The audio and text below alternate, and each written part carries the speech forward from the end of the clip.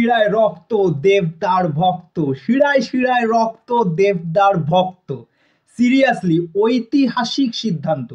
আমি বলবো আজ অব্দিও এরকম আপডেট দিতে আমি কোনো সিনেমায় দেখিনি। দেখুন, জওয়ানের পর যেই ক্রেজ ছিল, জওয়ান সিনেমাটা আসার সময় যেই ক্রেজ ছিল, যেই উত্তেজনা ছিল, যেই উন্মাদনা ছিল, আমি বিশ্বাস করি এই খাদানকে নিয়ে সেরকম উত্তেজনা কেউ ভাবতে পেরেছে এরকমভাবে কেউ আপডেট দেবে।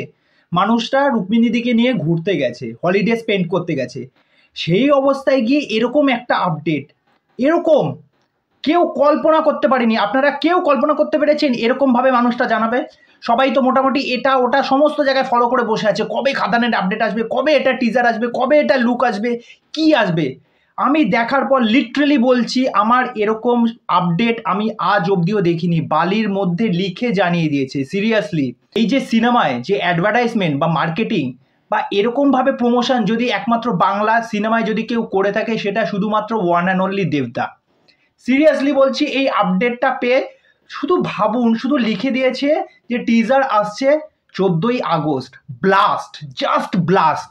এবার ভাবুন টিজারটা যখন আসবে কি হবে, গায়ে পুরো কাটা দিচ্ছে, আমার উত্তেজনা প্রবল। এইটা হচ্ছে আনন্দ করার আসল মুহূর্ত, সেলিব্রেশন করার এটাই হচ্ছে আসল সময়।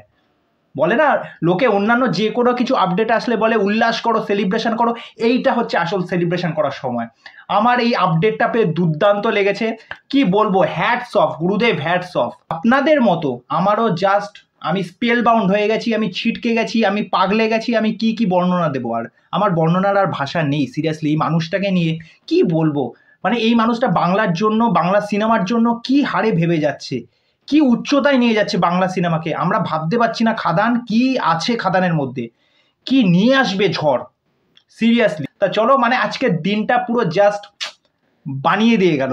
তা এই বিষয়ে তোমাদের কি মতামত সেটা অবশ্যই জানিও। তো চলো, পরবর্তী ভিডিওতে আবার দেখা হবে। আর চ্যানেলে এসে চ্যানেলটাকে সাবস্ক্রাইব করে দিয়ে এইভাবে পাশে থেকো, সাথে থেকো, ভালোবাসা দিও। নমস্কার।